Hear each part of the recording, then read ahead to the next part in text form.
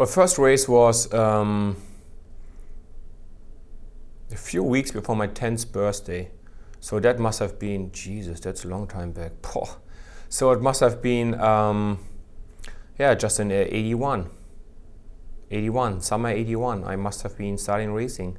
I was just 9.5. The first race, they didn't even have their own age category for me. Like they started at 10, and I was just 9.5, so I always had to race as a 10 years old. And yeah, as it happened to be, I won the first race and then I was hooked. You know, you have like 2 weeks of training in your legs, go to the first race and win it. You go, well, yeah, that's cool. I keep doing this. And ever then, just kept riding my bike. So now that I'm 38 or 39 end of the year, I'm doing this for almost 30 years now. Professional didn't really occur to me before the wall came down. I mean, we were like, you know, we had the Iron Curtain in between us. And the way we have been told, you guys were caught behind the Iron Curtain.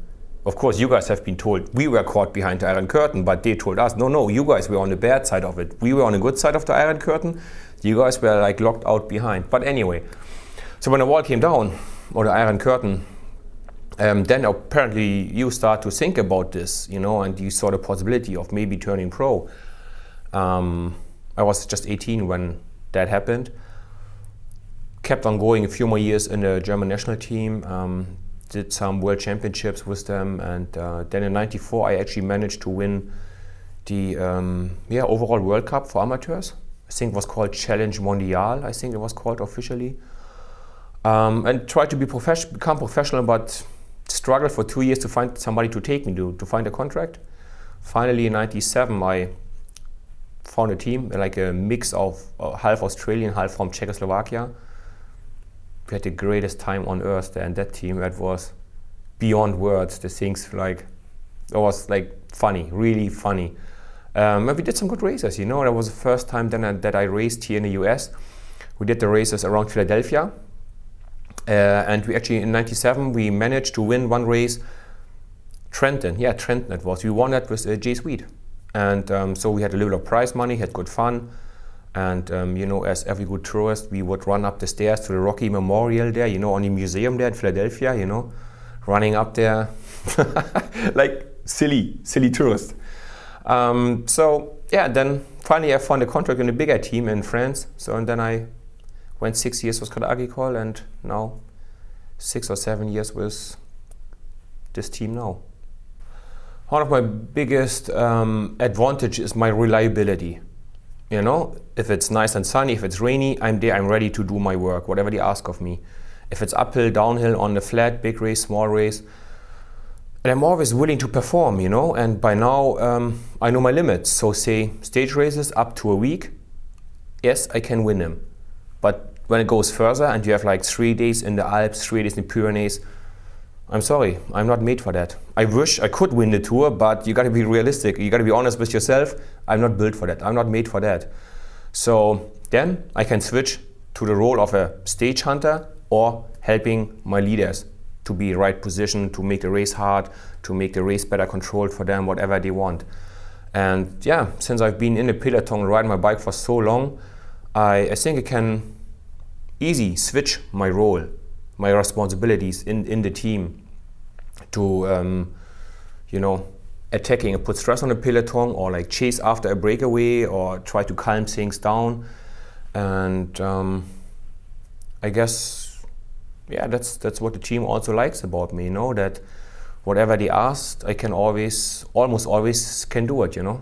I mean, okay, I'm not gonna win LPS, you know, but even on a Tourmalet one year, it was pretty good. You know, when I had the right tempo there, where the year we won with Carlos Sastre the Tour.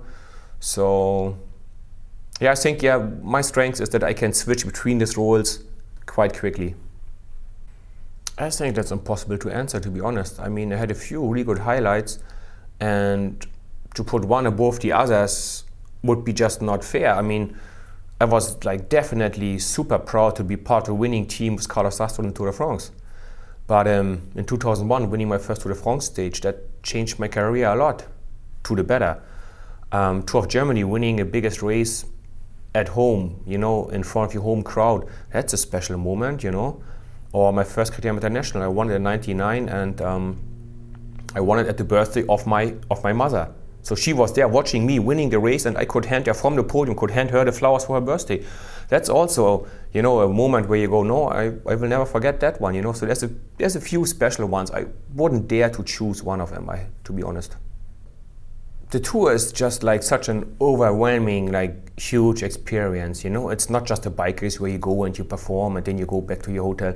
It's like, it's an adventure, And the team has to be also like a family, not just colleagues. They go to race and we do as good as we can because we are paid for it. That doesn't work on a tour. You got to be burned for it. You got to have the desire to go. And everybody, the soigneur, the people, the mechanics, everybody has to have this sports directors. Everybody has to have this desire to give his very best for this 3.5 weeks. It's almost 4 weeks, because you always arrive earlier. And because you sit very close, you spend a lot of time on top of each other, in the bus, before the race, after the races. And I like this camaraderie there, this like special vibe in the team, like everybody knows we're doing something special. This is like not just an ordinary race, it's an adventure for us. I like that. The least part, well, I guess that's easy, the crashes. Out of my own experience, I can tell you, I don't like the crashes at all. Well, I'm afraid I'm the worst person to ask this for, because to really put it in an easy, understandable way, I couldn't give a damn fly about it. I mean, I'm not gonna win it, okay? So for me, the knowledge is not so important. If you're a GC rider, yes, you wanted to know the last climb, which corner it takes, if it gets more steep or less steep at the top, where you can maybe have like a little bit of shadow from some trees on the road, or whereas maybe the wind affecting the race. That sort of stuff you need to know. Or as a sprinter, you want to know the last 5 kilometers of every single stage. If there's like a pothole on the road, if the road surface changes to cobblestones or not, how are the corners, you need to know all that. But for me in the Tour de France, I'm just a soldier. They tell me, go harder, and I do. It doesn't matter if it's uphill or downhill, If it hurts in the legs, it must be uphill. If it's easy in the legs, it must be downhill. For me, it's not so important, As I said, for sprinters, for the GC riders, yes, they need to know their roads, their business. But for me, it's not so important. So this year I did a preview on the stages, so I know it already. But normally you start like the week before. We arrived there Tuesday night, you get the book from the tour, then you start flipping through it. I always used to like the race because I had, a few good experiences, like some of them with myself, some of them with teammates. I mean, we had like in the first year, we had Van der Velde and Zabriskie finishing, I think they were 2nd and 4th here, the first year we came here. The first ever Tour of California, I think we had both of them like really close. Or maybe even 2nd and 3rd they were in the first year. But they were really both of them. So we had like, as a team, we had some really good experiences here. JJ Haedo winning stages every year at least once. So for the team, it's a good race. For me personally, we see how it goes, how it develops, I mean, most of us, the guys that they did like the classics like Roubaix and Flanders, they come out of a break. And of course, all of us, they did Liège, Bastogne. We also had like a little time to relax a little bit after that. So we see how it goes. We take a little bit day by day, and hopefully I might run an okay spot in the GC here. I mean, theoretically, we have like riders for each sort of stage. Climber with Andy, time trial with Fabian, sprinter with JJ. All-rounder like Stuart or me or Matti Breschel, who's like out of a group of 6, he can always win a sprint, So I think we have a well-balanced team, and we just need to see how the race works out and develops for us. I mean, there's no secret that Levi is ready for this. He trained like for the last 15 years. He trained for this once, he hasn't raced for the last 15 years just for this one race. Now he's ready, and I mean, he left Europe like 15 months ago to train for Tour of California. So definitely he's going to be the favorite, Well, my friends, surprisingly, I think the first stage is a stage that nobody should miss, because we have that hard part of Liège-Bastogne-Liège right at the finish. We have the last climb at 10K to go. So I think there will be a lot of carnage going on, and I think the sprinters will lose that much time that after the first hitch already, they will be so far back that they never ever get in touch with the yellow jersey. I don't think any sprinter can take the jersey. In the ideal scenario, Fabian takes yellow on the prologue. And then we have this very hard stage already on the first day with the finish in Spa. Is that correct? Finish in Spa the first day, I think so. If it's not that one, then cut it out. But that's gotta be so hard and vicious, you know. Maybe somebody like Gilbert with his punch can go up there. You know, the Schleck brothers. I think the GC riders right there already have to show a good part of their cards. They cannot just let all the cards like be covered and no, I wait 2 more weeks. I think they gotta be there and show it already if they are hot or not. I think that's gonna be a really interesting, unfortunately for me, really hard stage, but for the spectators, I think a really good one. Well, yeah, and then you have more or less like the usual standard stages, you know, 2 or 3 little French riders gonna attack, we let them out, and then they die in the wind all alone, and then we catch them back, and the sprinters gonna do their business, you know. Cavendish is gonna be ready after his spring season has been a little bit troubled by, like, you know, lack of shape or like some health problems. Then he couldn't train enough because he was sick, and he's a little late in his, you know, preparation for the season. Sure, he's going to be ready and on fire for that. Well, that stage shouldn't have get a permission to actually exist. I mean, that's just chaos and mayhem, and it has just written broken collarbones and legs all over it. I don't think it's correct to have a stage like that. I'm sorry, I don't like it at all. When people go to Paris-Roubaix, they know what they're getting into, they know what they sign up for, and they're ready for it, they train for it, they're specialists in that. But in the Tour de France, especially like so early in the race, everybody's so fresh and got like so much stress on him from the director, from the sponsors, you know, that everybody is just ready to die. And, you know, that's going to be so chaotic. And I'm sure we're going to lose at least one of the favorites with like some broken bones, and we're going to lose another 2 favorites because they had a mechanical problem on the pavés, and because the peloton will be so stretched out, it takes like 2 minutes until you get a spare bike. And then they lost the Tour de France right there after 3 days or 4 days. I don't know exactly when the stage is. So I think that is just an unfair obstacle that doesn't make really a lot of sense to me. It's like this gladiator fighting back in the ancient Rome. Yeah, it was spectacular for the people watching it, but the poor fellows in there, for them it wasn't funny. And that's a good reason why we don't have it anymore in these days, you know? And I see it like that on the same way. I don't like it at all. To be perfectly honest, it's impossible to really say it. I just don't have enough really information on it. I mean, I looked at him, I saw him at the first race of the year in Down Under, and he looked so well shaped, like lost a lot of weight, like really skinny, like the old Lance when he used to win the Tour. He looked like that. He was really like easy, smooth in the peloton, full of confidence, full of like, you know, enjoying his bike riding.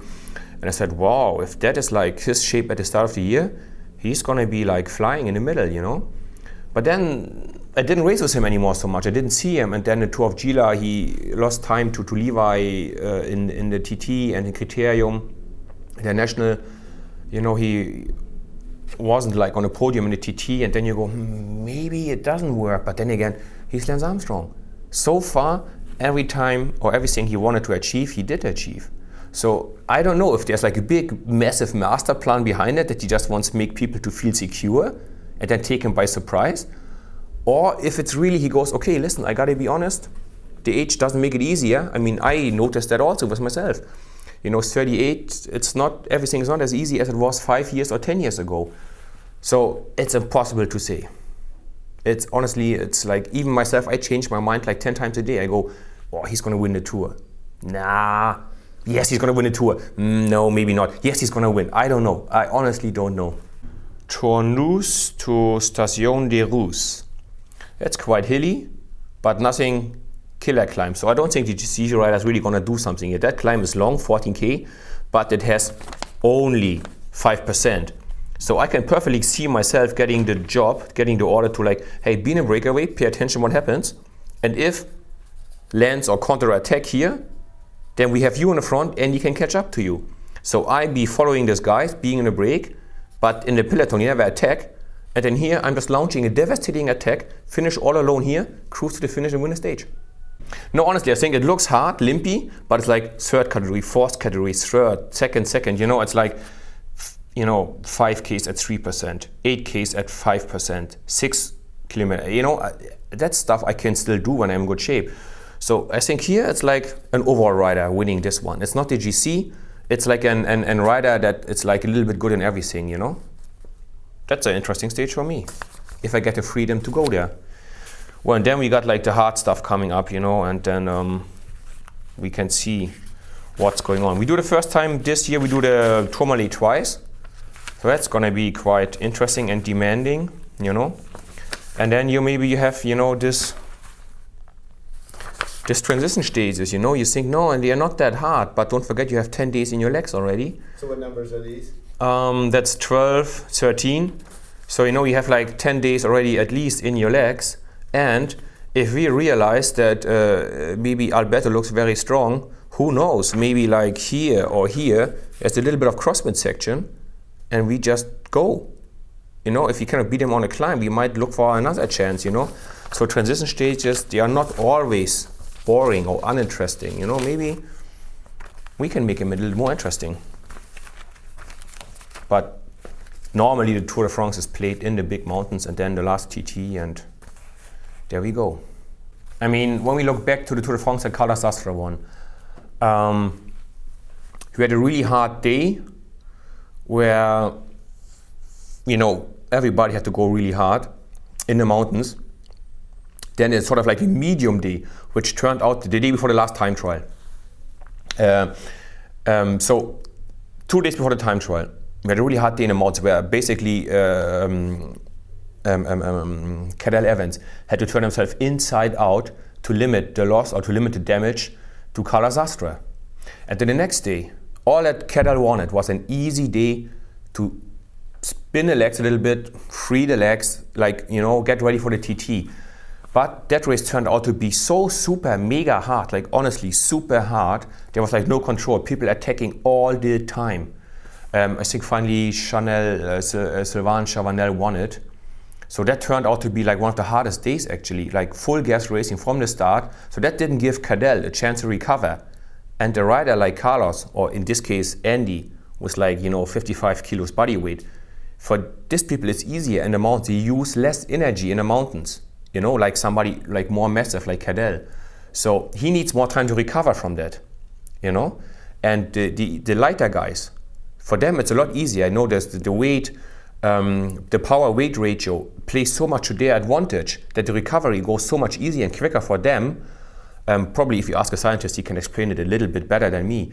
But as Andy said, a hard stage before the TT definitely helps him, so everybody else gets more tired than like the climbers, because for them it's like just naturally a lot easier, you know.